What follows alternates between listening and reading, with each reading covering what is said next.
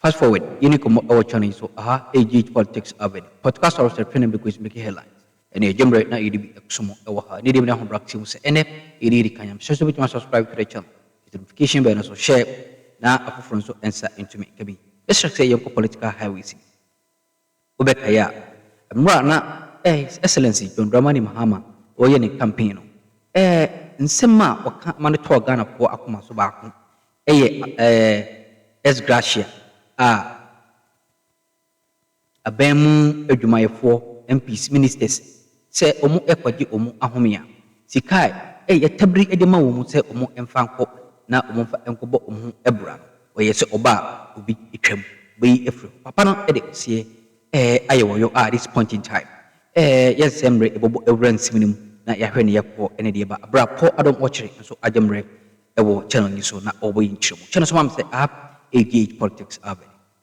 President John Dramani Mahama appears to have waded into the constitutional amendment conversation, and we get excited when politicians are talking about constitutional amendment. He didn't quite say constitutional amendment, but he said that Ex-Gratia is constitutional. And so I'm not so sure whether it's entrenched. Let my lawyers find it for me. Safu and Kweku check whether Article 71 is entrenched. And then we will know that it will require a referendum if you have to change it. So this is President Mahama. Good evening, sir. I hope you are doing well. All right, this is then what he said. Okay, they'll put what he said on, and then we read the message, and then I'll give you my message, okay? So the text will be coming in a minute, and then we will deal with it. So that's President Mahama on Ex-Gratia. Ex-Gratia has become very topical in the recent past, and here at Good Evening Ghana, we have waded into the Ex-Gratia story in a very feisty way. So we think that this is something we can discuss. Here we go. This is the story. Former President John Dramani Mahama has assured Ghanaians that the next National Democratic NDC government will deal with issues concerning the payment of Ex-Gratia. According to him, the 1992 Constitution, which is the supreme law of Ghana, needs to be amended to as well deal with the entitlement of Article 71 office holders. So we are getting somewhere, aren't we? We know of President Akuffo's preferred amendments. I mean, he went very far with it. He went to Parliament with his preferred amendments is that amend the DC's thing, and he stayed with it. Consistency is with him in that regard. This is the first time we're hearing President Mahama talk about constitutional amendments, and his preferred first amendment he talks about is Ex-Gratia. Okay, we have talked about constitutional amendments, about amending Article 57 and 58 to reduce the powers of the president. And permit me to talk about myself a little bit. I'll show you a video that this matter of amending the constitution to reduce the powers of the executive president, we've been talking about it for a very long time because we insist, and the data is there, the record supports us, that the 1992 constitution was created for a dictator. We blame Professor Kwame Nkrumah and Mr. Chachu Chikata for putting those clauses in. That's what we blame them for. Mr. Chikata has recently said that the 1992 Constitution was not tailor-made for Rawlings. But if you look at the Constitution and you read all the articles and you talk to many professors, you will see, even if you don't know Rawlings, you will identify a certain excessive authority granted to the president elected under the 1992 Constitution. And it was granted for J.J. Rawlings because he needed to be convinced that in switching from a military junta into civilian rule, his powers as president will not be diminished. And that is why the Constitution is that way. We think that that is the major problem of our Constitution. The president has too much powers. Nana Akuffo sort of agrees with us, so he says that part of the president's appointive powers to appoint district chief executives, take it away and give it to the people on partisan grounds, and that's where the disagreements occurred. I think that is still in the boardroom. People are talking about it, and hopefully we'll get there and be able to have consensus to do that. President Mahama has spoken for the first time about constitutional amendments, and his preference is Article 71, Ex-Gratia should be removed. It continues as follows. The 2020 NDC flag bearer believes the incumbent Akuffo-Addo-led government has derailed democratic gains made in Ghana. Speaking at a meeting with NDC lawyers, the former president assured that if the NDC is given the nod in 2024, the review process of the Constitution, which commenced during the period of late President Atta Mills, will continue. That's not very exciting. That's not very exciting. I'm sorry. But President Mahama's handlers, when you wrote this article, did you read it again? President Mills's Constitution Review Committee, of which I'll show you a video when I appeared before it, ended sometime around 2011. 2013, 2014, 15, 16, President Mahama was president of Ghana. Nothing happened.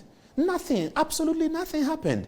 The executive secretary to the commission, to the Constitution Review Commission, Dr. Raymond Atuguba, became secretary to the president, to President Mahama. When President Mahama became, nothing happened. So this is always the problem I have with President Mahama's handlers. How then do you let him come and say that he will do this? This is going to be the problem.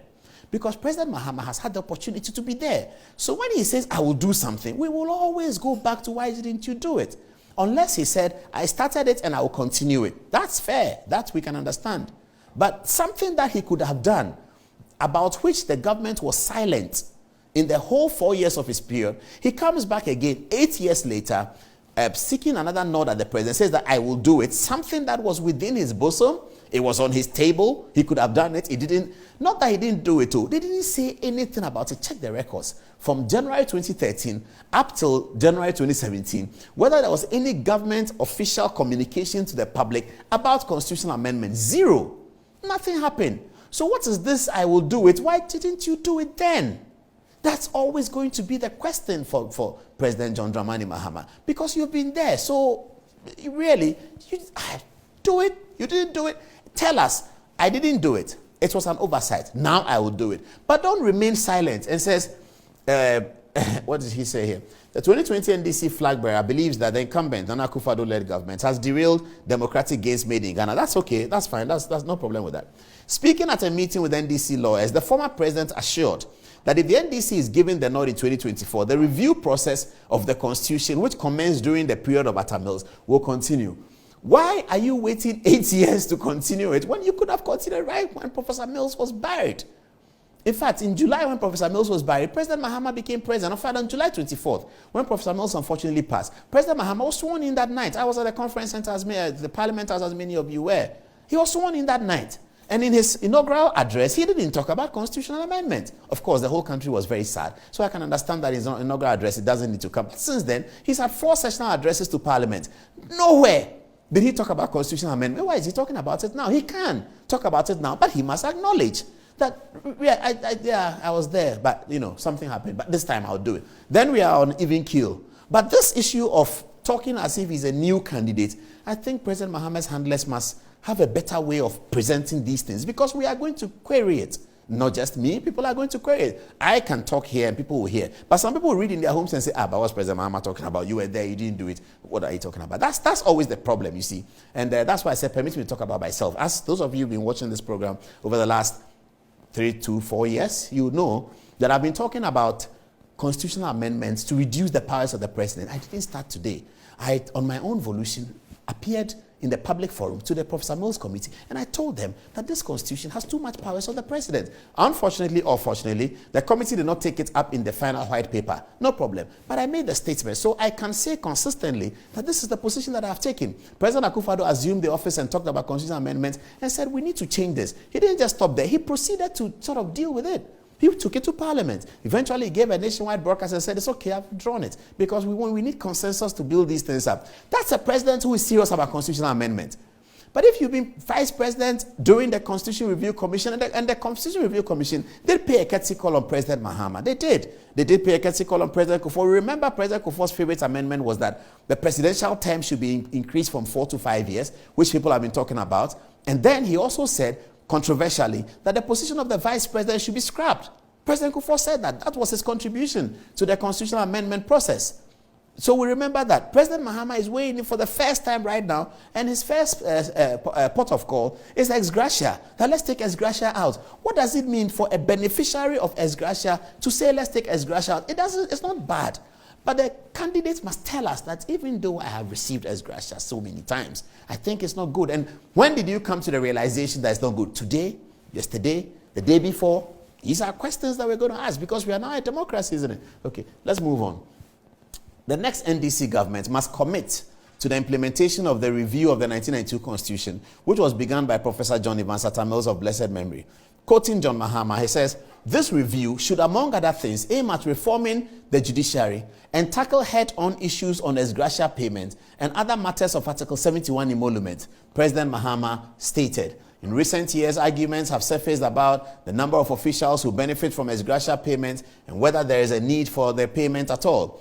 after Agbagba Mafia of Asogli State, Togbe Afede, a former Council of State member, refunded monies paid to him as Ex-Gratia. Many have criticized public office holders as to whether they deserve the monies paid to them or not. Togbe Afede, who served as a member of the Council of State, an advisory committee to the President Akuffo Addo between 2017 and 2020, while refunding the money, stated that I returned the Ex-Gratia money not because I did not need the money. In fact, at that particular time, I needed money very badly to meet various obligations, family obligations. We didn't need to know that. Why do we need to know that? We can't verify it. What is family obligations? We don't need to know that. Okay, quote, President Mahama, it says, but I truly believe that the money this is still Togbe Afede speaking, but I truly believe that the money was not deserved. It was inappropriate for what I will emphasize again was essentially a part-time work.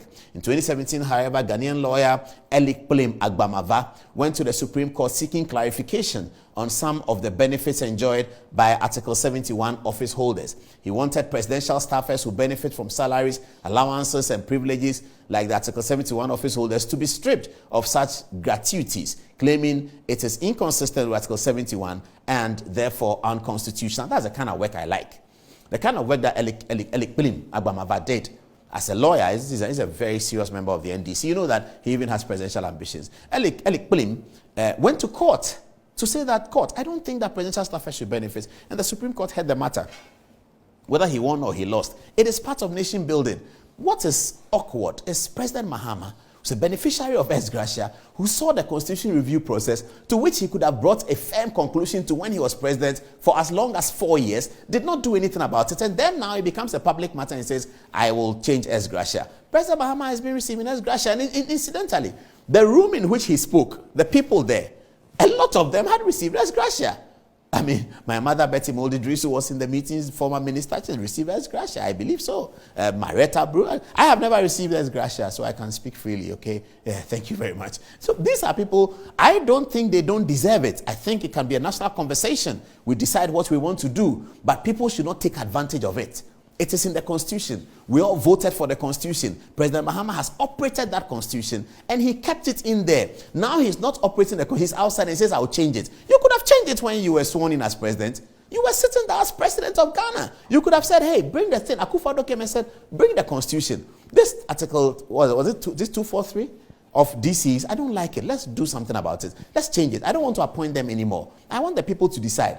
That's leadership. But if you were there, you had the Constitution in your hand, you had Professor Mills's Constitution review thing in your hand, and you didn't do anything about it. If you want to do something about it now, welcome, well and good. But we have to tell the record and the history. Now, I have been saying that the powers of the president need to be amended. I've held this view since 2010. We are in 2022. It's a 12-year-old view. I continue to hold it. So if I make that position, I don't need to explain anything. Let's have a look at it. Forgive me. I'll just show you a little bit of a video of myself in 2010 dealing with that. There are interesting faces there because of what has happened recently. You see some interesting people there talking with me. Have a look. Question time in the Westminster Parliament in England. With this opportunity, members of Parliament will be able to ask the President direct questions about many national issues so that the electorates do not lose an interest. Implicates Articles 57 and 69 of the Constitution. Articles 57 and 69, and the third one is Article 2. The party chairman of a certain party echoed the views of His Excellency the President, directly elected by the people, when he made comments about another institution of state, and whether it is true that the President had had an illicit affair. Commissioners Apia Menka and Ofori Boateng. So we just made it very short. So that was me telling the Constitution Review Committee led by Professor Fiajo that part of the ways in which we can bring accountability to this president elected under 1992 who has so much powers is to create a Westminster type question time where the president will appear before Parliament and he speaks under oath and he answers questions like ministers do, and akin to the Westminster situation of Prime Minister's question time, isn't it? Okay, so that's 2010. I've held the view since then, and I still hold the view now. So President Mahama, welcome aboard to all of us who think that Constitution needs amendment. But you have more questions to answer than we do because you have been there. Tell us what happened. What prevented you from doing it? And why should we believe that you will do it now?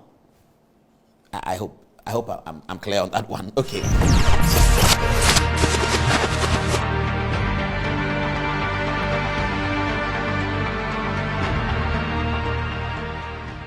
The Asante report on the Consultative Assembly. On the 92. No, I think these are preliminary, so we have to give it time. This is a very serious matter. Akuffo was 69, SKB Asante's 92. No, so they say the president's immunity should be extended to 4 years. 4 years after his seizing. Instead of 3 years after. After his seizing. I really want to see the reasons for that. And then this is a point. So this is the big one. Big one. So ministers must come from outside parliament. Simpliciter. Why? Currently, the regime allows for, the currently legal regime mandates for majority of ministers or members of cabinet to come from parliament, as we have now.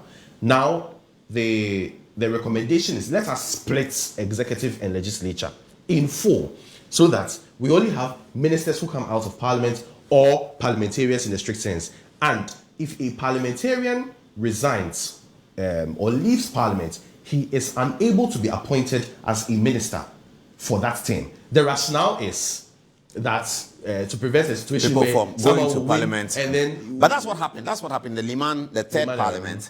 In the third parliament, if you had become a member of parliament and you became a minister, you leave and there's a by-election that's occasioned. Okay. So that's to prevent such a situation. They've done that, and so now the debate is, what about the friction between the executive and the legislature? Because remember, in 2022, when the majority of the backbenchers of the MPP impressed on Addo for the then finance minister Ken Ofori-Atta, to resign, and so some have this fear that it is possible that it may create more deadlocks between the executive and the legislature. The flip side is hold on, before it comes to the flip side, just to give you some history. This tension is the reason why Kwame Nkrumah explains that we had the hybrid. The point was that we had this situation in 1979 in the Third Republic. Yes. And I was too small then to know anything. But the experts at the time, like Kwame Nkrumah, say that it didn't work. Yes. So it didn't work because they believed that Professor George Bene, who was a non-member of parliament, of course, that constitution, you can't be a member of parliament, came to present his budget. The shenanigans within the chamber overwhelmed him, and the budget failed. Yes, it was and rejected. So, if Professor Bene had been a member of the parliament, they believed that it would have been better. More friendly. I've been having this argument with Kwame Nkrumah since the beginning of 1992. So let's start. And I used to, because I love the presidential system. That's my own bias. I think it's better. I believe the parliamentary is better for Africa for accountability, but the presidential system gives clarity to things better than what we have mixed up. So I've been talking to Kwame Nkrumah about this for 15 odd years, and at the IEA. Now, the first finance minister of the Fourth Republic was Richard Kwame Pepra. He was not a member of parliament. So that's the point I've been making to Kwame Nkrumah. When I had this conversation with Kwame Nkrumah one of these days in the IEA, he said to me that I should go and check J.H. Mason, Attorney General. And I said, what is the point about J.H. Mason, Attorney General? He said, yes, but Kwame Nkrumah was not a member of parliament. He showed up in parliament to present his budget, and he was told that you can't present the budget. If he was a member of parliament, there would have been more. So I sort of concede to that. Kwame Nkrumah is very big on this conversation. So then I ask him, next finance minister of the Fourth Republic. Then he says, Osafo Mafo. And truly, Osafo Mafo's tenure was quite smooth in terms of his relationship with parliament. Then Kwame Nkrumah gets excited. He says, okay, next, Ban Redu, another member of parliament, finance minister, member of parliament, Ban Redu. Smooth. Another minister who had difficulty with the parliament finance ministry relation was Setekpe. He was not a member of parliament. But before it was Kwame Nkrumah, I think he was smooth. He wasn't, Kwame was not a member of parliament, but I think he was smooth. Setekpe had difficulties. Then Ken Ofori-Atta had major issues. And Ken Ofori-Atta was not a member of parliament. The idea that I'm sure Kwame Nkrumah will sell to us is that if Ofori-Atta was a member of parliament, things would have been different. So he believes that ministers who need parliament, critically, those important ministers who need parliament, is the reason why this provision is there. So that the president will look at it and say that this one, I think I have to go for this MP. And this one, I can go outside the parliament. everyone was anticipating this amendment, but we were all anticipating it to take the fetter off the president, to allow him to choose ministers from either parliament or outside parliament. That's what everyone was hoping to see. So maybe the president should just he can choose. No, you are removing the cap. You are removing the 50%. The constitution says so, however, that 50% plus a majority should come from parliament. You are removing that one. So the president will appoint his ministers from parliament and outside parliament. This thing they say they are blocking the president's hand from taking ministers from parliament in the constitutional arrangement that has lasted for 35 years, where we are so used to ministers from parliament. How are we going to achieve that? And then also people go to parliament so that they become ministers. There's nothing wrong with that. You see, there's nothing wrong with that, but that may be interpreted as a problem. We ain't some who do it because what channel so I'm not so Jim Rewar, Senator Badi and Romania. And send him not answer.